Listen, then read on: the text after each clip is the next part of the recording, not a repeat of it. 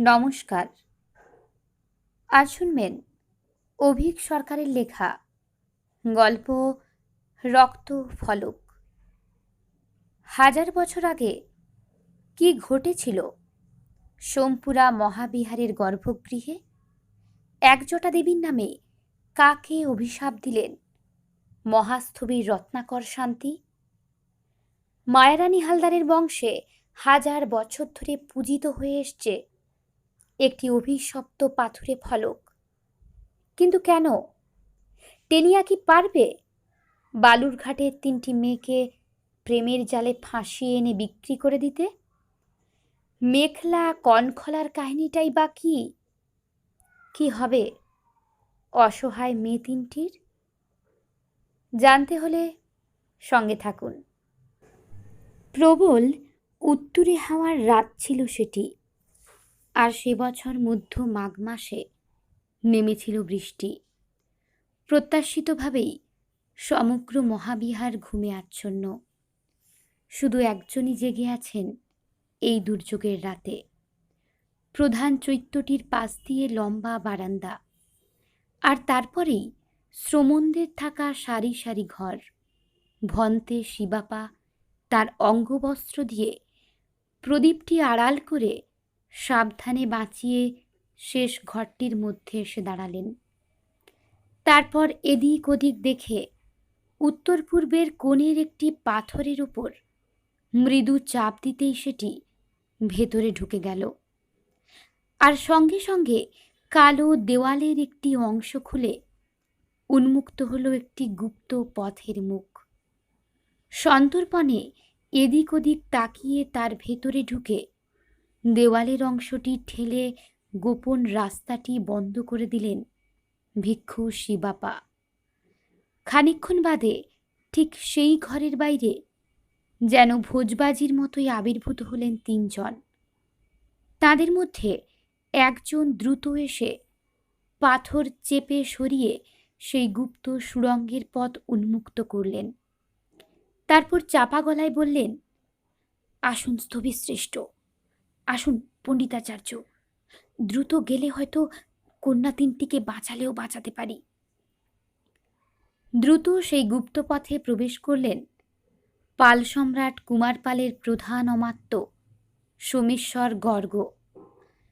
মহাপণ্ডিতাচার্য বোধিভদ্র এবং অঙ্গ থেকে হরিকেল তথা সমগ্র পৌণ্ড্রবর্ধনের অহংকার। সোমপুর মহাবিহারের মুখ্য স্থবির পণ্ডিতশ্রেষ্ঠ অতীশ দীপঙ্কর শ্রীজ্ঞানের আধ্যাত্মিক গুরুদেব শ্রী রত্নাকর শান্তি। রক্ত দেখতে খুব ভালোবাসে টেনিয়া ছোটবেলা থেকেই।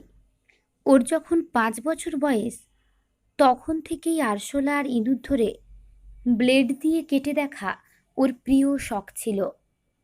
নেতাজি নগরের উদ্বাস্তু কলোনির ছেলেটির এহেন শখ দেখে আত্মীয় স্বজনরা হেসে কুটিপাটি হতেন। হ মায়া, দেখা যাও, তোমার পলা ডাক্তার হইব মনে লয়। হাসিটা অবশ্য মিলিয়ে গেছিল যেদিন 7 বছর বয়সী টেনিয়া মায়ের কাপড় কাটার কাঁচি দিয়ে একটা 2 সপ্তাহ বয়সী বিড়াল বাচ্চার মুন্ডু কেটে ফেলে। মা বিড়ালের করুণ মিউ মিউ কান্না শুনে সেদিন মায়ারানী হালদার মুখে ভাত তুলতে পারেননি। এরপর টেনিয়াকে শোধরাবার অনেক চেষ্টা করা হয়, ফল হয় উল্টো। নিজের ছেলের মধ্যে শীতল নিষ্ঠুরতা, শিয়ালের ধূর্ততা নজর এড়ায়নি তাঁর।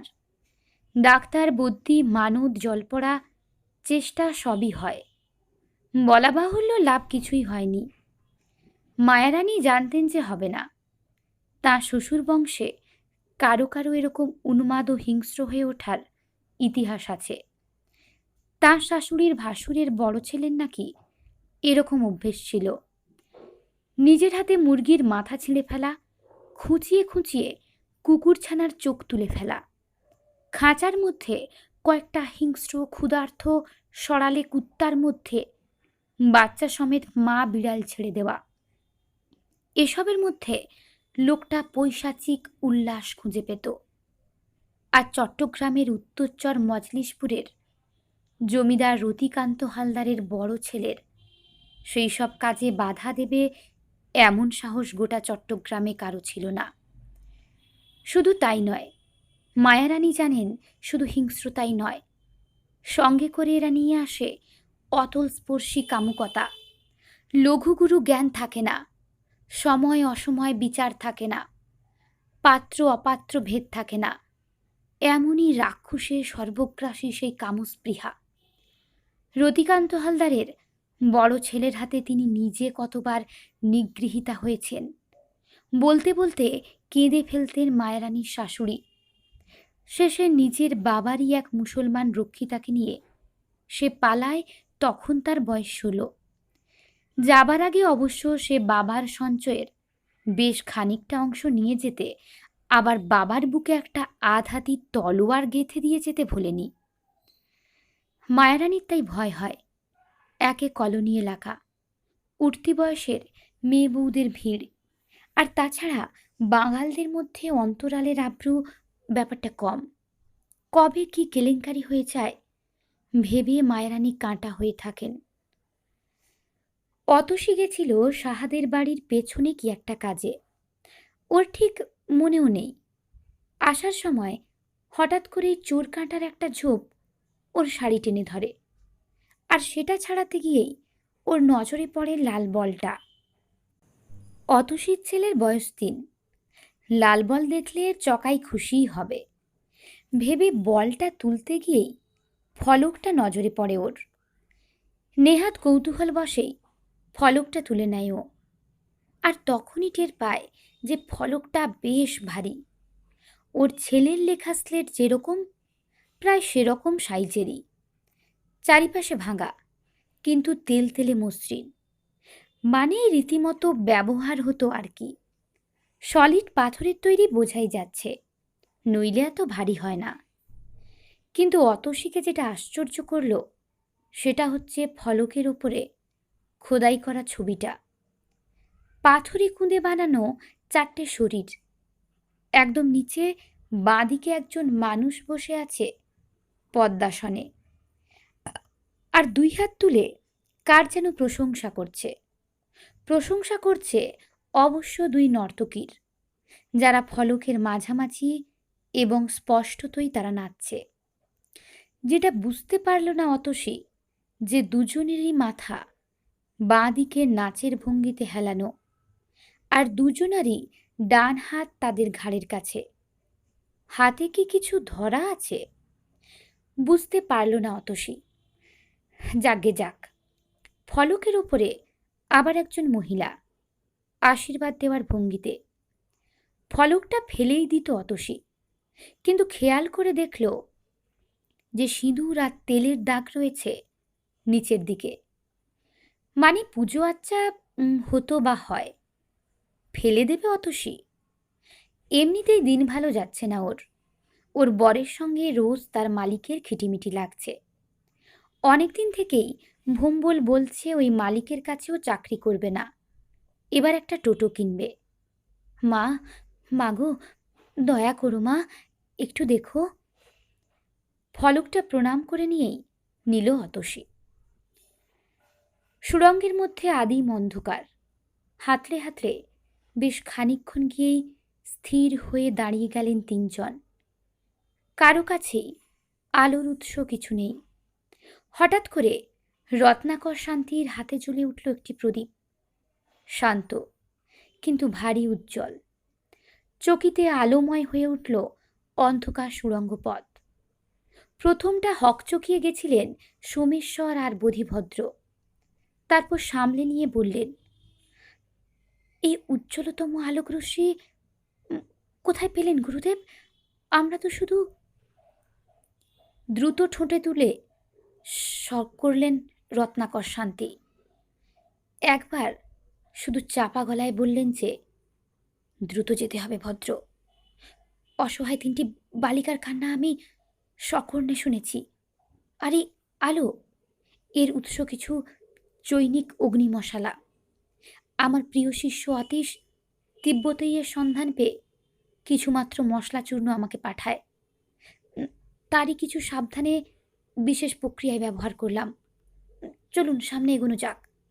অতীশ বলে পাঠিয়েছে যে খুব সাবধানে নড়াচড়া করতে। এ দিয়ে নাকি প্রাচীনকালের ব্রহ্মাস্ত্র বা পাশুপতাস্ত্রের মতন মহাধ্বংসলীলা চালানো সম্ভব। অতীশের ধারণা মহাভারতীয় অস্ত্রের যা কিছু বিবরণ আছে সবই নাকি স্বাভাবিক সংখ্যা যুক্তিতে ব্যাখ্যা করা যায়। যাই হোক, হে ভদ্র, আসুন আপাতত সোমপুর মহাবিহারের অদ্যাবধি অনাবিষ্কৃত গুপ্ততম প্রকোষ্ঠে সযতনে প্রবেশ করি। এইবার আপনাদের চোখের সামনে উন্মুক্ত হোক। চোখের সামনে দৃশ্যটির জন্য অবশ্য কেউই প্রস্তুত ছিলেন না। স্নান করছিলেন মায়ারানী। তার বয়স 47। বিধবা মায়ারানীর যৌবন এখনো যায় যায় করেও যায়নি। তার উপর তিনি সুন্দরী। রাস্তায় বেরোলে এখনো লুব্ধ পুরুষের নজর তাঁর সর্বাঙ্গ ছুঁয়ে যায়। শিরশির করে ওঠে মায়ারানীর গা। কুপ্রস্তাব কি কম পেয়েছেন নাকি এই জীবনে? স্নান করে পুজোয় বসলেন মায়ারানী। আরাধ্য দেবতার পুজো করে ঠাকুরের আসনের নিচ থেকে একটা চওড়া বাচ্চা ছেলেদের স্লেটের আকারের একটি অ্যালুমিনিয়ামের বাক্স বার করলেন। মায়ারানীর শ্বশুর শাশুড়ি 47-এ বাংলাদেশ থেকে পালিয়ে আসার সময় প্রায় কিছুই আনতে পারেননি এই বাক্সটা ছাড়া। এ নাকি তাঁদের পরিবারের অনেক প্রাচীন বিগ্রহ। এ জিনিস হালদার পরিবারের বাইরে কারো দেখার অধিকার নেই এবং পরিবারের বউ বা মেয়ে ছাড়া কোনো পুরুষের পূজা করবার অধিকার নেই। শাশুড়ি যতদিন বেঁচে ছিলেন তিনি এর পূজা করতেন প্রতি অমাবস্যা তিথিতে। মারা যাওয়ার কয়েকদিন আগে আর 5টা জিনিসের সঙ্গে এইটাও সঁপে দিয়ে যান মায়ারানীর হাতে। আর একটা কথা বলে যান, এখন কথা কই মায়া, কারোরে কইবা না। আমাগো পরিবারের উপর এখানো অভিশাপ আছে। আমাগো কোনো এক পূর্বপুরুষ কি একখান নাকি খুব নিজ পাপ কাজ কইরা রাজার আদেশে দেশান্তরী হন। হেই থিক্কা আমাগো ফ্যামিলিতে থাইকা থাইকা একখান কইরা অপদেবতা জন্ম নেয় আর তার মাই বাপেরে এক কেড়ে শেষ কইরা ফেলায়। এই হইল গিয়া আমাগো শাস্তি।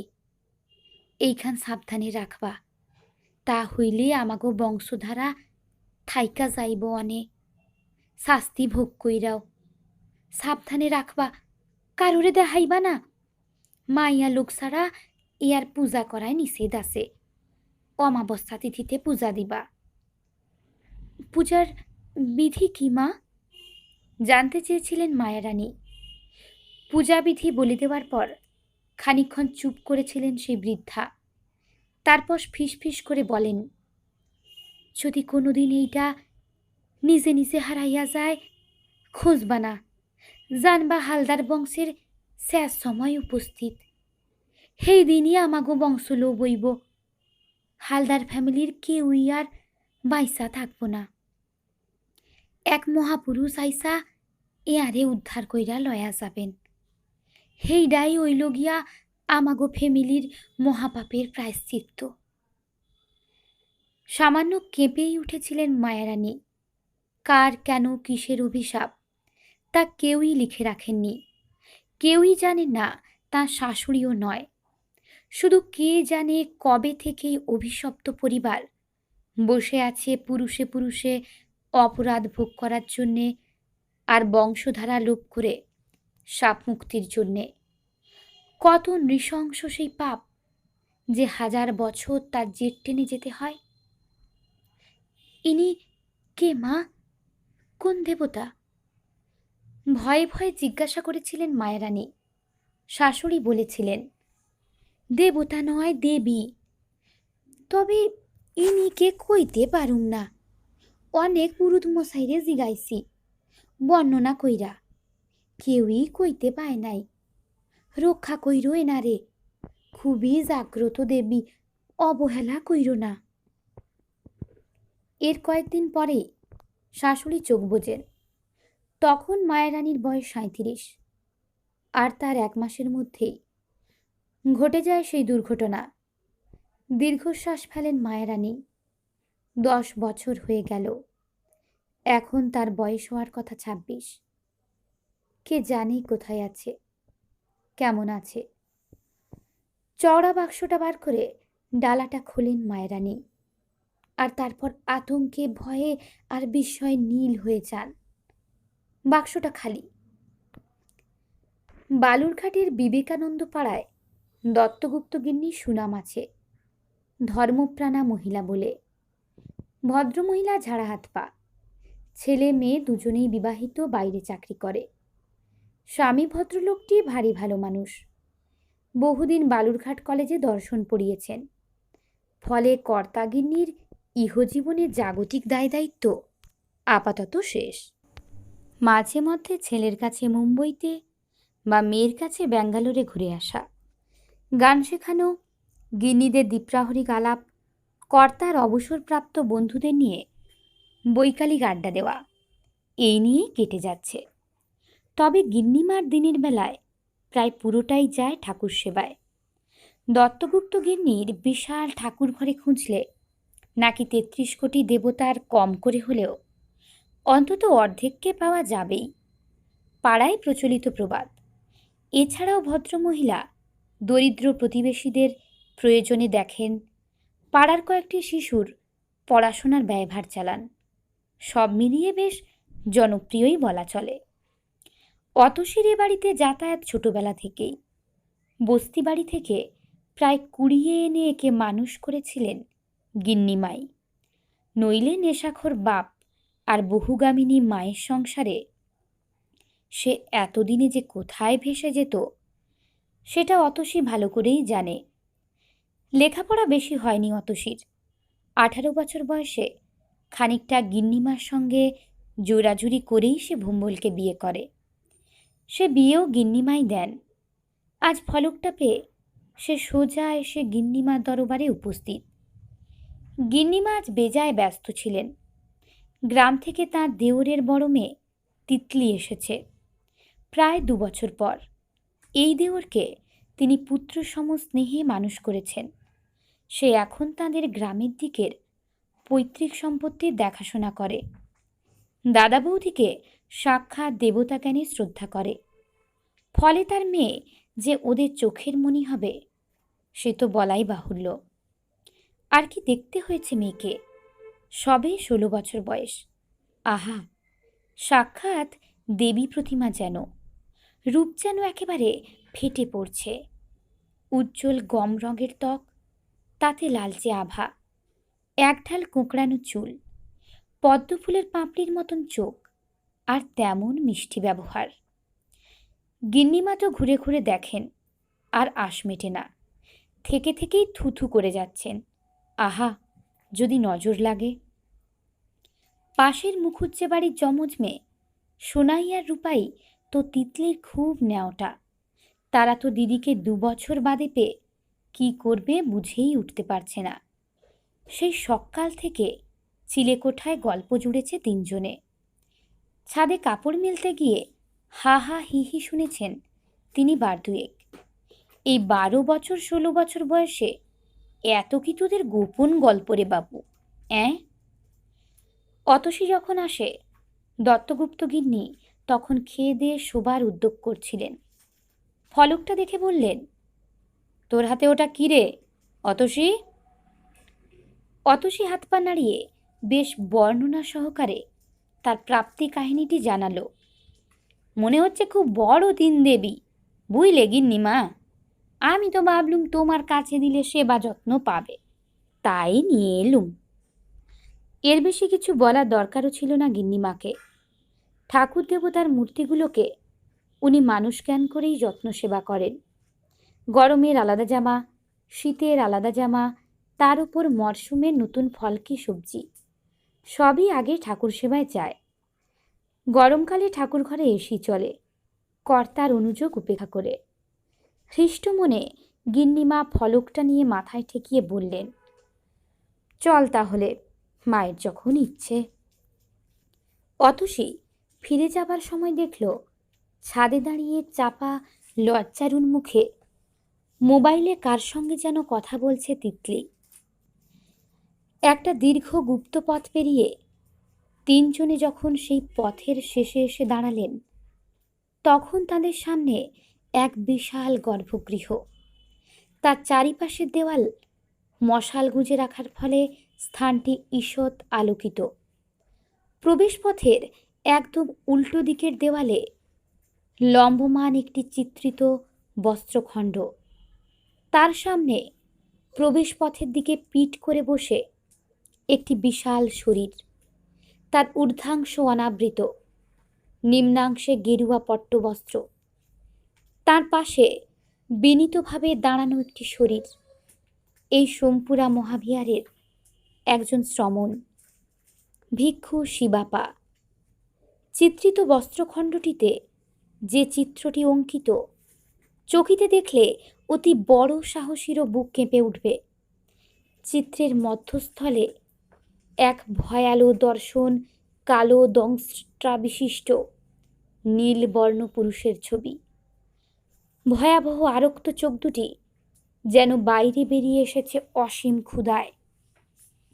তার মাথায় রত্নখচিত বহুমূল্য মুকুট অঙ্কিত, মুখমণ্ডল সামান্য উন্মুক্ত, তার মধ্য দিয়ে তার সদন্ত দুটি প্রকট, গলায় মুন্ডমালা, বদনমণ্ডল ক্রোধাবেশে উদ্ভাসিত এবং কেশরাজি অগ্নিশিখার ন্যায় ঊর্ধ্বগামী।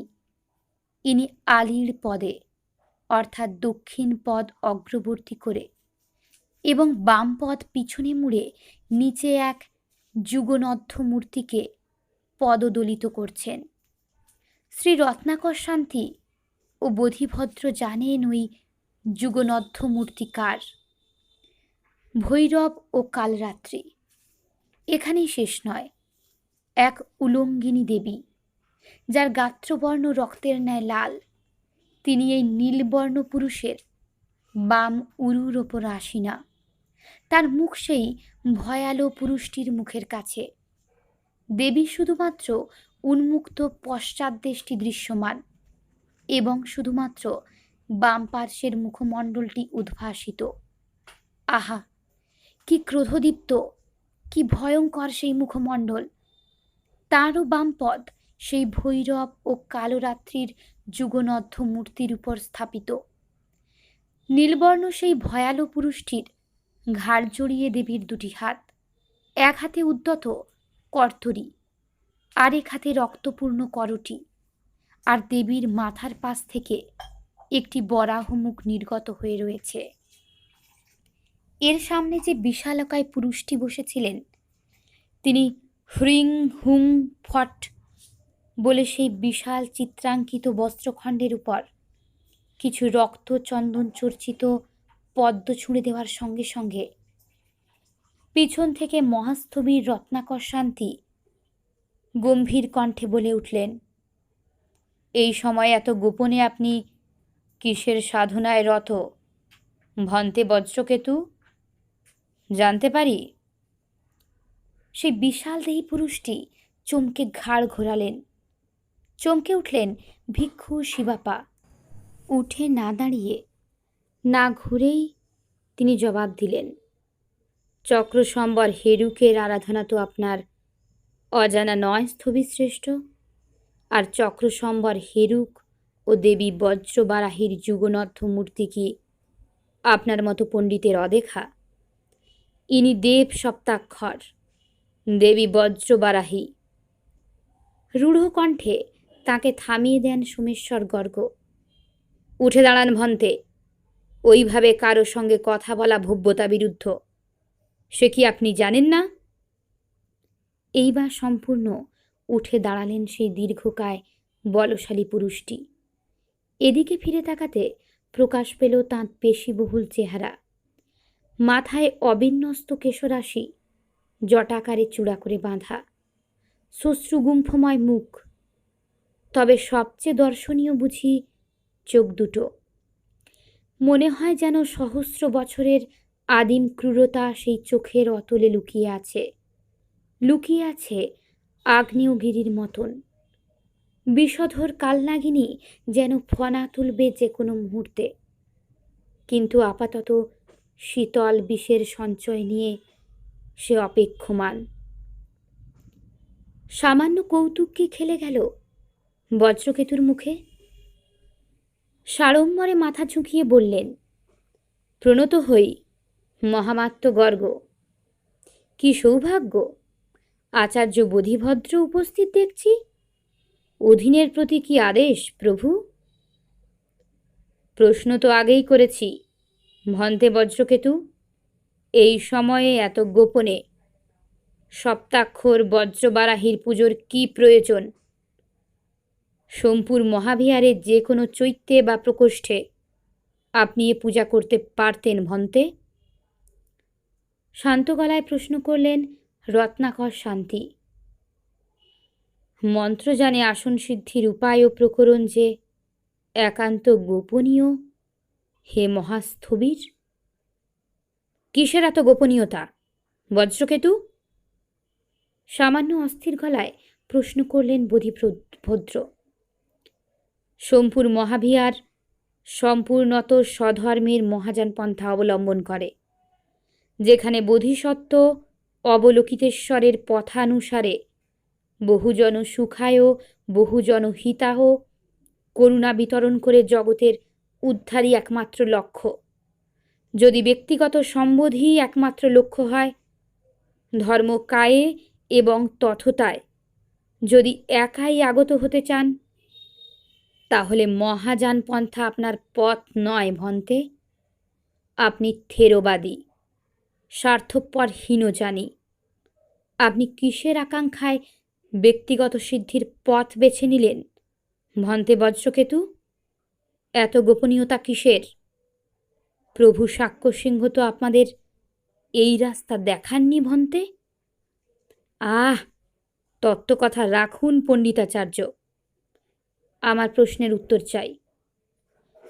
ভন্তে বজ্রকেতু, আমার চরেরা খবর দিয়েছে একটু আগে পাশের গ্রাম থেকে আপনি আর আপনার এই অনুগত শ্রমণ শিবাপা মিলে 3 জন শিশুকন্যা চুরি করে এনেছেন। তারা কোথায়? সোজা প্রশ্ন সোজাভাবে করাই মহামাত্য সোমেশ্বর গর্গের বৈশিষ্ট্য। পালবংশের উন্নতি হোক, সামান্য 3টি গ্রামীণ কন্যার জন্য স্বয়ং মহামাত্য ছুটে এসেছেন। স্থানীয় মহাপ্রতিহারের সঙ্গে কয়েকজন দণ্ড পাশিকা বা দণ্ডশক্তি পাঠালেই হতো, কিন্তু আশেপাশের গ্রাম থেকেই কন্যা শিশু চুরি এবং সোমপুর মহাবিহারের ভিতর তাদের গোপনে নিয়ে আসার অভিযোগ বেশ কয়েকদিন ধরে স্থানীয় মহাসামন্তের দ্বারা আমার কর্ণগোচর হচ্ছিল। যেহেতু পাল বংশের গৌরব সোমপুর মহাবিহারের সঙ্গে জড়িত, তাই আমাকে নিজে আসতে হয়েছে ভন্তে। এইবার জবাব দিন, কন্যা 3টি কোথায়, আর এরকম আচরণের কারণ কি? মুহূর্তে মুখের ভাব বদলে যায় সেই বিশালদেহী পুরুষটির। সারা মুখে ছড়িয়ে পড়ে অদ্ভুত এক শান্তি। কন্যা নয় মহামাত্য, তারা এখন মহান হেরুক ও বজ্রবারাহীর পদতলে অতি পবিত্র 3টি অর্ঘ্য, 3টি স্বয়ম্ভু কুসুম। চোয়াল দৃঢ় হল বোধিভদ্র ও রত্নাকর শান্তির। রজস্বলা বা ঋতুমতী কন্যাকে এই নবোত্থিত মন্ত্রযান মতে বলা হয় স্বয়ম্ভু কুসুম। সোমেশ্বর অত শত বুঝলেন না, শুধু গলা চড়িয়ে বললেন, অর্ঘ্য মানে কি উন্মাদের প্রলাপ শুরু করেছেন ভন্তে? বিশাল পুরুষটির এইবার পূজার স্থল থেকে পুরোপুরিভাবে সরে দাঁড়ালেন, আর সেইক্ষণে 3 জনেই ক্রোধে আতঙ্কে বিবমিষায় স্থির হয়ে গেলেন। সেই চিত্রাঙ্কিত বস্ত্রটির একদম নিচে একটি ফলক রাখা আছে, তাতে কয়েকটি শরীর উৎকীর্ণ। লাল রঙের সেই ফলকটি সিঁদুর ও চন্দন চর্চিত। সামনে কিছু ফুল পড়ে আছে, তার সামনে ভূমির ওপর জটিল একটি জ্যামিতিক ছবি আঁকা। যন্ত্র অঙ্কনে দুই পণ্ডিত প্রবরেরই বিশেষ সিদ্ধি আছে, কিন্তু তাঁরাও বুঝতে পারলেন না এতই জটিল সে যন্ত্র। অবশ্য তারা বুঝবার মতন অবস্থাতেও ছিলেন না। সেই যন্ত্রচিত্রটির মধ্যস্থানে একটি তাম্রপত্রের ওপর ত্রিভুজাকারে সাজিয়ে রাখা তিনটি সদ্য কর্তিত ছিন্ন শিশু বালিকা মুণ্ড। ক্রোধে ক্ষোভে দিশাহারা বোধিভদ্র কাঁপতে কাঁপতে দক্ষিণ হস্তের তর্জনী তুলে বললেন, ওরে নরাধম পাষণ্ড, এ কি করেছিস? তিনটি অসহায় বালিকার বলি দিয়ে ভাবছিস অহূত করবি, বোধি লাভ করবি? হায় সাক্ষ্য সিংহ, হায় অবলোকিতেশ্বর, দেখে যাও তোমাদের প্রচলিত স্বধর্মের নামে কি মহা পাপ করেছে এই বর্বর। ওরে পাপিষ্ঠ, নিরীহ প্রাণী হত্যায় ভেবেছিস পুণ্য হবে তোর? নরক ভোগ হবে তোর, অক্ষয় নরকভোগী হবি তুই। মহাপণ্ডিতাচার্যের হাহাকার সারা গর্ভগৃহে ছড়িয়ে পড়ল। অবাকি হলেন নাকি বজ্রকেতু। সে কি পণ্ডিত প্রবর? নরবলি তো মহাবলি। মন্ত্রজানে এর থেকে বেশি পুণ্যকর্মের রাস্তা আর কি বা আছে? আপনারা কি সিদ্ধাচার্য কাহ্নপাকে নিয়ে সদ্যঘটিত কাহিনীটি শোনেননি? মেখলা আর কনখলা নামের দুটি মেয়ে। ওরে পাপমতি মূঢ়, ও কাহিনী সত্য নয়, রূপক মাত্র। জ্ঞান খড়গে নিজের অহংকার বলি দেওয়ার রূপক। আর্তনাদ করে উঠলেন রত্নাকর শান্তি। আর তুই তাকে সত্যি ভেবে তিনটি নিরীহ শিশু বধ করলি? হায় প্রভু সাক্ষ্য সিংহ, হায় পঞ্চবিংশতি বোধিসত্ত্ব, হায় প্রভু অবলোকিতেশ্বর, দেখো তোমাদের স্বধর্মের কি নিদারুণ অধঃপতন। নিজের অসি কোষমুক্ত করলেন সোমেশ্বর গর্গ। ক্রোধে তাঁর সর্বাঙ্গ কাঁপছিল। দাঁতে দাঁত ঘষে বললেন, একবার শুধু অনুমতি দিন স্থবিরশ্রেষ্ঠ, এই নর পশুটির বোধি লাভের ইচ্ছেটা জন্মের মতন ঘুচিয়ে দিই। হাত তুলে মহামাত্যকে নিরস্ত করলেন মহাস্থবির। কিছুক্ষণ চোখ বন্ধ করে অস্ফুটে কিছু উচ্চারণ করলেন। তারপর দক্ষিণ হস্ত সামনে প্রসারিত করে তর্জনী ও কনিষ্ঠা দুটি উত্তোলিত অবস্থায় রেখে বৃদ্ধাঙ্গুলিটি দিয়ে অন্যান্য অঙ্গুলিগুলি বদ্ধ করে করণ মুদ্রা ধরনান্তে গম্ভীর গলায় বললেন, শোন রে পাপমতি ক্রূরাত্মা, এই পবিত্র মহাবিহারে আমি আর নরহত্যা হতে দেব না। তাই তোকে মহামাত্যের হাতে সমর্পণ করলাম না। এই দণ্ডে তুই দূর হয়ে যা। তোকে পাল সাম্রাজ্যের বাইরে নির্বাসিত করা হলো। হরিকেল থেকে অঙ্গ, তাম্রলিপ্ত থেকে প্রাগজ্যোতিষপুর, সমগ্র সমতট বা পৌণ্ড্রবর্ধন, কোথাও কোনো ভূমিতে যেন তোর অপবিত্র ছায়া অবধি না পড়ে। হরিকেলের এদিকে যেন তোর এই পাপিষ্ঠ মুখ কেউ না দেখে। আরও শুনে রাখ, আজ থেকে তোর বংশকে আমি দেবী এক জটার নামে অভিশপ্ত ঘোষণা করলাম। তোর বংশে প্রতি পুরুষে একটি করে বদ্ধ উন্মাদ শিশু জন্মাবে, যার জন্যে তোর বংশোদের অশেষ দুঃখ ক্লেশ স্বীকার করতে হবে। এইভাবে 1000 বছর ধরে এই জ্বালা ভোগ করার পর তোর পুনর্জন্ম হবে। আর সেই জন্মে দেবী বজ্রবারাহী নিজ হস্তে তোর পাপ নাশ করবেন।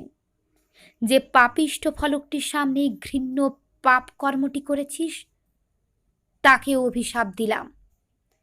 1000 বছর ধরেই অভিশপ্ত ফলক তোদের বংশে পূজিত হতে থাকবে, আর তোদের এই অভিশাপের কথা মনে করিয়ে দিতে থাকবে। যেদিন এই ফলক স্বেচ্ছায় আমার বংশের কারো কাছে ফিরে আসবে, সেদিন জানবি তোদের পাপ ভোগের শেষ। সেই দিন তোর বংশধারা লোপ পাবে এবং তোর যাবতীয় পাপের বিনাশ হবে। ততদিন পর্যন্ত তোর মুক্তি নেই, নেই, নেই। মায়ারানী খানিকক্ষণ স্তব্ধ হয়ে তাকিয়ে রইলেন ফাঁকা বাক্সটার দিকে। কেউ নিয়ে গেছে এই বাক্স, তা হতেই পারে না, কারণ এই পরিবারের বাইরে কেউ এর অস্তিত্বই জানে না। আগেরবার নিজে পূজা করে নিজের হাতে তুলে রেখেছিলেন, স্পষ্ট মনে আছে। নিচু হয়ে এদিক ওদিক দেখলেন, না, কোথাও নেই, কোথাও তার চিহ্ন নেই। হঠাৎ করে অজানা আশঙ্কায় বুকটা ছ্যাঁত করে উঠল, আর অমঙ্গল আশঙ্কায় স্তব্ধ হয়ে গেলেন মায়ারানী। শাশুড়ির বলা কথাগুলো মনে পড়ে গেল। বংশলোপ, জানেন না মায়ারানী সে কোথায় কীরকম আছে। 10 বছর হয়ে গেল তার মুখদর্শন করেননি তিনি। 10 বছর আগেকার এক অভিশপ্ত দুপুর যেন উত্তপ্ত আগুনের ঝলকের মতন মায়ারানীর স্মৃতিসত্তা নাড়িয়ে দিয়ে গেল। পুজো করছিলেন মায়ারানী। সেদিন নীলষষ্ঠীর ব্রত ছিল। যতই কুপুত্র হোক, মা সবসময় সন্তানের ভালো চান, তাই সেই দিনও করজোড়ে প্রার্থনা করছিলেন। এমন সময় উঠোনে বিপুল হট্টগোল, চিৎকার চেঁচামেচি আর কান্নার আওয়াজ পেয়ে বেরিয়ে আসেন। এসে দেখেন তার উঠোনে প্রায় সারা পাড়া ভেঙে পড়েছে। তার সামনে রণরঙ্গিনী মূর্তিতে হরেন গোসাইয়ের বউ, তার হাতে ধরা হরেন গোসাইয়ের বড় মেয়ে 13 বছরের মাম্পি। মাম্পি বোধহয় স্নান করছিল। ক্রুদ্ধা গোসাইগিন্নি সেই অবস্থাতেই ভিজে টেপজামার ওপর একটা গামছা জড়িয়ে টেনে এনেছেন মেয়েটাকে। ঘটনার অভিঘাতে লজ্জায় আর ভয়ে থরথর করে কাঁপছে মেয়েটা।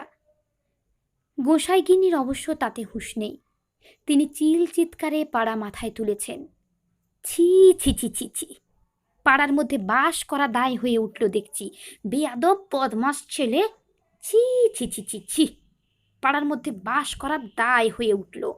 এতদিন মেয়েদের স্নান করার সময় উঁকি ঝুঁকি দিতিস, সাহস বাড়তে বাড়তে কোথায় উঠে ঠেকেছে দেখো।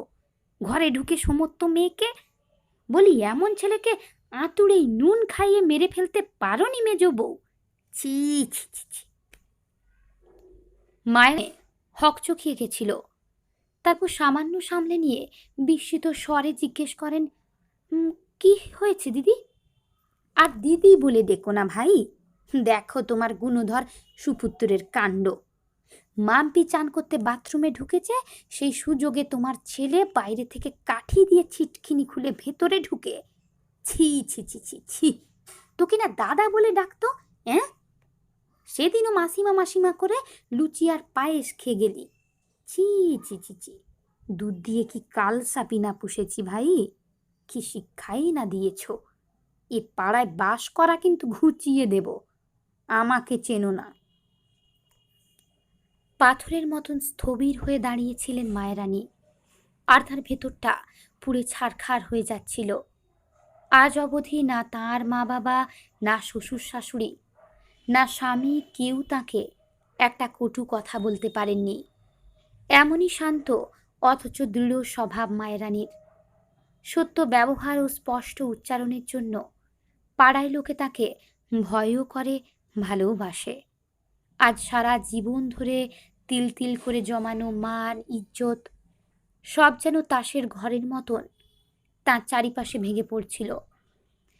মনে হচ্ছিল যেন গোসাই গিন্নি সর্বসমক্ষে তাঁর শাড়ি টেনে খুলে ফেলেছে। সে কোথায়?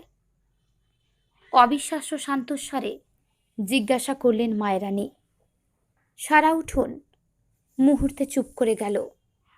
শুধু গোসাই গিন্নি থুতু ফেলে মুখ বাঁকিয়ে বললেন, যাবে কোথায়? দেখ ওগে আবার কোথায় মুখ মারতে গেছে, কুকুরের লেজ কি আর। যদি তাকে দেখতে পাও কেউ বলে দিও, যদি বেঁচে থাকতে চায় বাড়িতে যেন আর না ফেরে। এই দণ্ডে আমি ওকে ত্যায্য করলাম। আমি ওকে আমার ছেলে বলে আর মানি না। এই পরিবারের সঙ্গে আর কোনো সম্পর্ক নেই ওর। আর তুমি ঘরে যাও দিদি, মাম্পির কাছে আমি গিয়ে পা ধরে ক্ষমা চেয়ে আসবো না হয়। এখন আর সাপমনি না করে বাড়ি যাও। কেউ যদি কখনো জানতে পারো মরে গেছে, আমাকে জানাবে না। আর যদি আমি মরে যাই, ওকে খবর দেবে না। আজ থেকেও হালদার বাড়ির কেউ নয়। এই বলে ধীর পায়ে ঘরে ঢুকে খিল দিলেন মায়ারানী। পাড়ার সবাই যে যার ঘরে ফিরে গেল এবং সেই দিন থেকে টেনিয়া আর বাড়ি ফেরেনি। আর কোনোদিনই তার মুখ দেখেননি মায়ারানী। বংশলোপ। মায়ারানী জানেন যে একমাত্র তিনি আর তার ছেলে ছাড়া হালদার বাড়ির আর কেউ বেঁচে নেই। হালদার পরিবারের যারা চট্টগ্রামে থেকে গেছিল ৭১-এর মুক্তিযুদ্ধের সময়, তাঁদের আক্ষরিক অর্থেই কুচি কুচি করে কেটে সারা বাড়িতে ছড়িয়ে রেখে সারা গ্রামকে ডেকে দেখানো হয়েছিল যে নাপাক হিন্দুদের কী শাস্তি হওয়া উচিত। ১.৫ বছরের শিশু রেহাই পায়নি। তারপর সারা বাড়িতে পেট্রোল ঢেলে আগুন ধরিয়ে দেয় রাজাকার আর হিংস্র পাক বাহিনী। মাঝে মধ্যে মনে হতো মায়ারানীর হয়তো একদিন সে ফিরবে, ভালো হয়ে ফিরবে। কোনো এক অলৌকিক মধ্যরাতে এসে চুপি চুপি মাকে ডেকে বলবে, মা, আমি ভালো হয়ে গেছি, চলো অন্য কোথাও গিয়ে থাকি। সেরকম কখনো হলে মায়ারানী হয়তো এক বস্ত্রেই চলে যেতেন।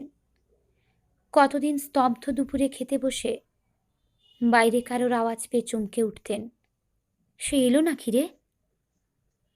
কি করতেন মায়ারানী সত্যি যদি সে ফিরে আসতো? কি করতেন? কে জিতত? মাতৃহৃদয় নাকি ন্যায় বিচার? আজ যখন জানলেন মায়ারানী হয়তো আজই তাঁর শেষ দিন, তখন কেমন যেন মনে হচ্ছে মাতৃহৃদয় জিতলেও জিতে যেতে পারত। অন্তত মরে যাবার আগে একটিবার দেখতে পেতেন। বাপের বাড়ি বলে অনেক দিনই কিছু নেই তার। শ্বশুর গেলেন, স্বামীও, তারপর শাশুড়িও। এখন ছেলেকে হারিয়ে কি নিয়ে বাঁচবেন মায়ারানী? কিসের আশায়? অনেকক্ষণ স্থির হয়ে বসে রইলেন মায়ারানী। দুপুর গড়িয়ে মায়ারানীর উঠোনে মিঠে বিকেল নেমে এলো। মায়ারানী তাও ঠায় বসে রইলেন। তারপর পাশের বাড়িতে সন্ধেবেলায় তীক্ষ্ণ শাঁখ বেজে উঠতে সঙ্গীত ফিরে পেলেন তিনি। ধীর পায়ে উঠে আলমারি খুললেন। সবচেয়ে ওপরের কুঠুরির একদম পেছনে হাত চালিয়ে বার করে আনলেন একটা ছোট চামড়ার ব্যাগ। মৃত সেলস অফিসার স্বামীর শেভিং কিট। তার মধ্যে হাত চালিয়ে তুলে আনলেন ভারী পুরনো রেজারটা। তারপর টলতে টলতে গেলেন তার ভাড়ার ঘরে। খুঁজে পেতে একটা নতুন ব্লেড বার করে আধা আধি ভাঙলেন, রেজারে ভরলেন। তারপর একটা বালতি টেনে এনে বিছানার বাঁ দিকে রাখলেন। তারপর ঠাকুর ঘরের সামনে নির্নিমেষ নয়নে কিছুক্ষণ তাকিয়ে রইলেন। সবশেষে বিছানায় শুয়ে একবার সামান্য অভিমান ভরেই হয়তো বললেন, হে জন্মে বিনা দোষে বড় কষ্ট দিলে ঠাকুর।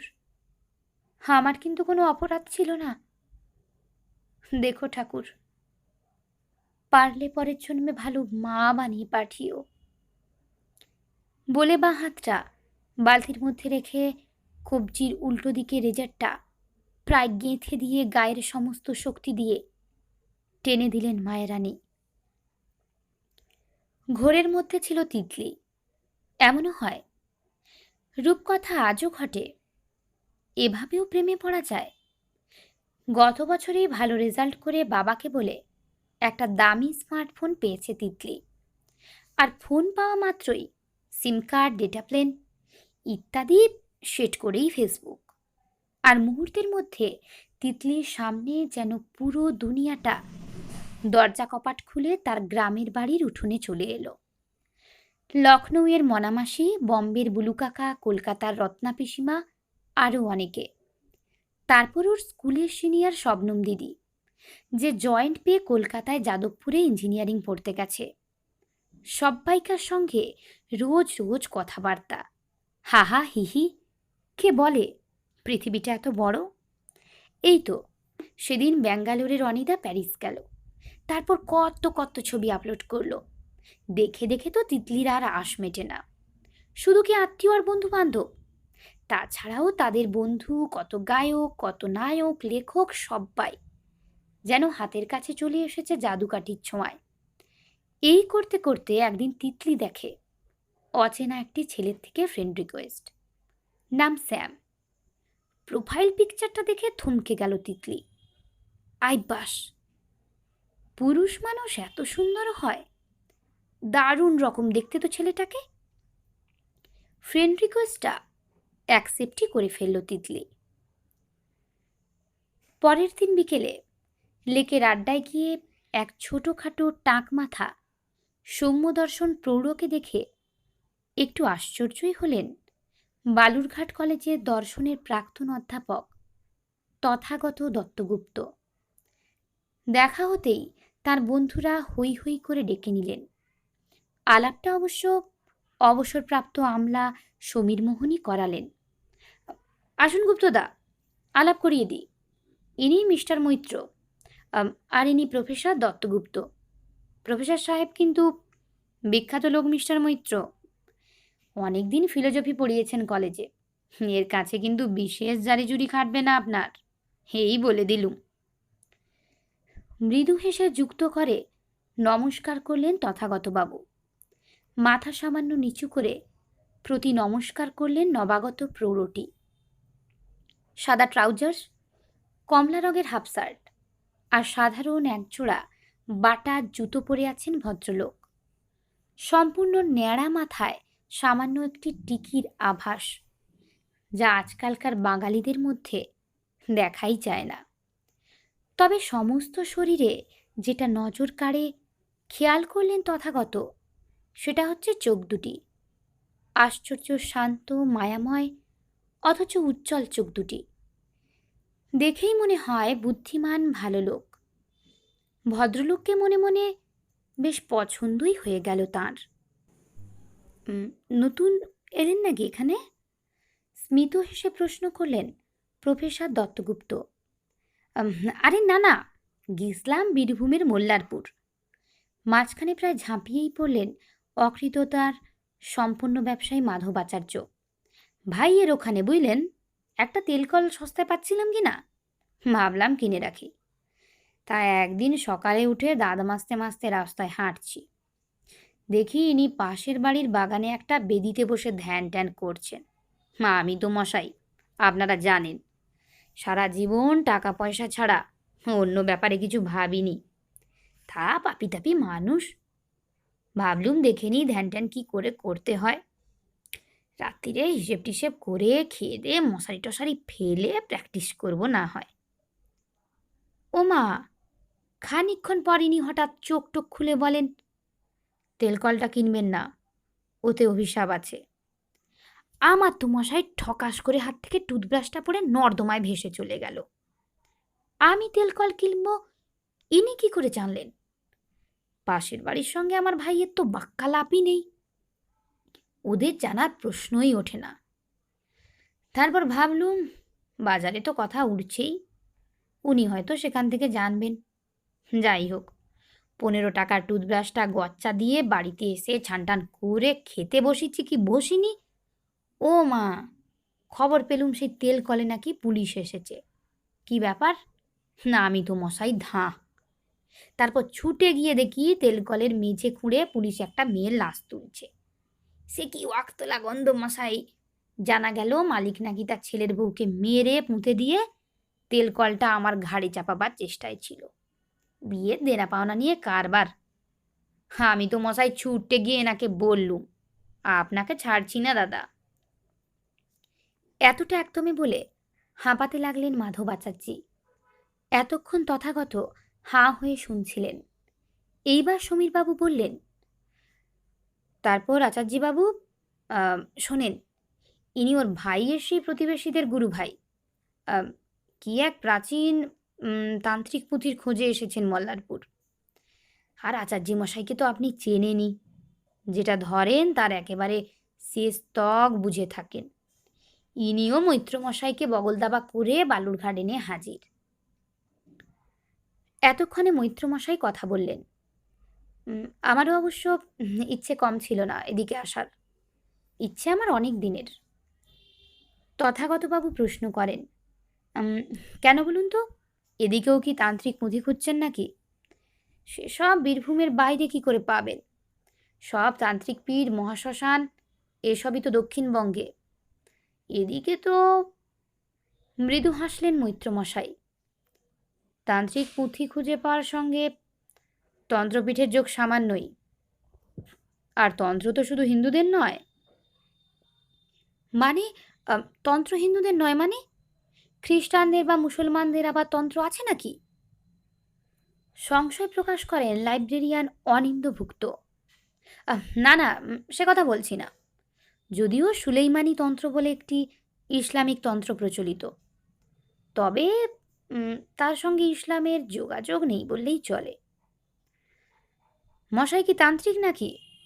তন্ত্র সম্পর্কে এত জ্ঞান, এত তান্ত্রিক বুদ্ধি খুঁজে বেড়াচ্ছেন, চট করে আচার্যি মশাইকে বলে দিচ্ছেন তেলকল না কিনতে। এদিকে দেখে তো কাপালিক বলে মনে হচ্ছে না মশাই। না লাল পট্টবস্ত্র, না হাতে খাঁড়া। কেসটা কি দাদা? জিজ্ঞেস করলেন অপেক্ষাকৃত তরুণ অতীশ মণ্ডল। ভদ্রলোক হো হো করে হেসে উঠলেন, তারপর হাসি টাসি থামিয়ে বললেন, আরে না না দাদা, আমি তান্ত্রিক নই। তন্ত্র নিয়ে উৎসাহী পাঠক বলতে পারেন। আসলে আমাদের পরিবার বৈষ্ণব।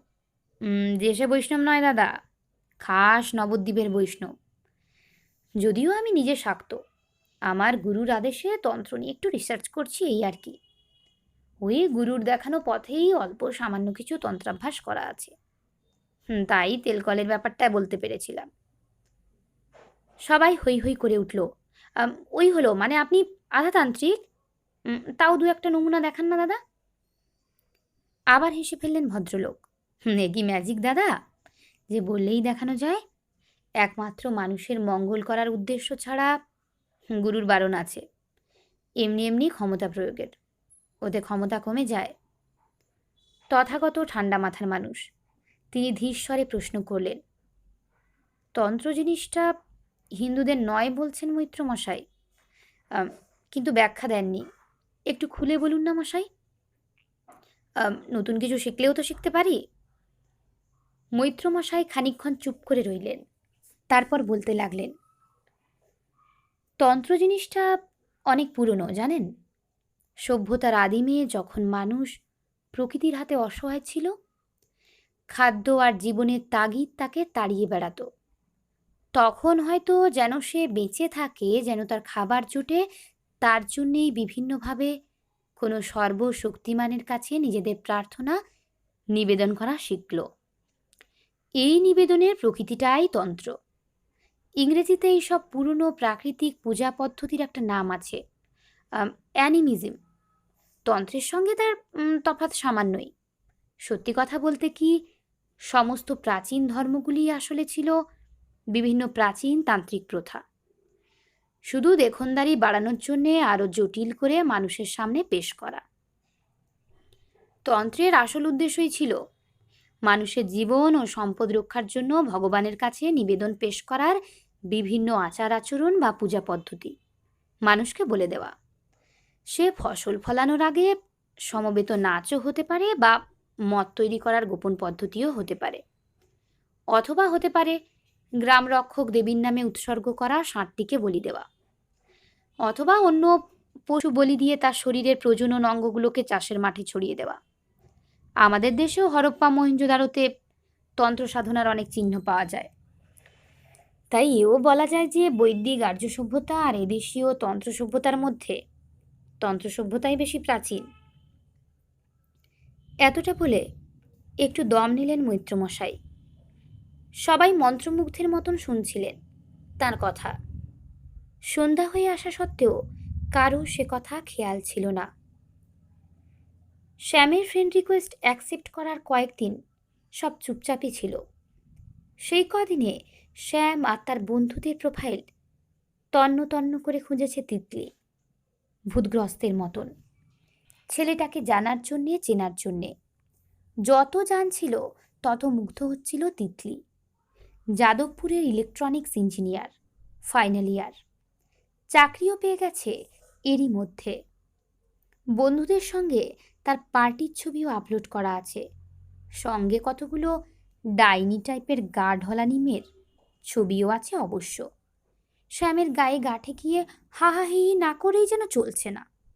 কলকাতার মেয়েগুলো বেহায়া একদম, ওই রকমই ছেলে ধরা টাইপের। রাগে ফুঁসতে ফুঁসতে ভাবে তিতলি। শ্যামের নামও জানতে পেরেছে তিতলি, শ্যামন্তক সেনগুপ্ত। নাম শুনেই তিতলি আর ভালো লাগা নয়, প্রেমেই পড়েছে ছেলেটার। যেমন করে সাজু পড়েছিল রূপাইয়ের প্রেমে, রোমিও জুলিয়েটের, দিলওয়ালেতে কাজল শাহরুখের, তেমনই তিতলি প্রেমে পড়ল শ্যামের। কথা হয়নি তো কি, দেখা হয়নি তো কি। তিতলি 16 বছর বয়সের প্রেম কি ফেলনা নাকি? গ্রামের মেয়ে বলে হেলা ফেলার বস্তু নাকি তিতলির ভালোবাসা? শেষে যেদিন তিতলির হাইয়ের উত্তরে শ্যামের হ্যালো বিউটিফুল মেসেজটা তিতলির মোবাইলের স্ক্রিনে সদ্য ফোটা পদ্ম ফুলের মতো ভেসে এলো, সেদিন তিতলির পুজো দেওয়ার ঘটা দেখে বাড়ির লোকজন তো অবাক। তারপর মেসেজ, চ্যাট, হোয়াটসঅ্যাপ, তিতলি আর শ্যামের কথার ঝিরিঝিরি কিশোরী ঝর্ণাটি কবে বেগবতী নদী হয়েছে সে তিতলি নিজেই জানে না। ফোনে কথা বলা, হোয়াটসঅ্যাপে সেলফি পাঠানো কিছুতেই পিছিয়ে থাকেনি তিতলি।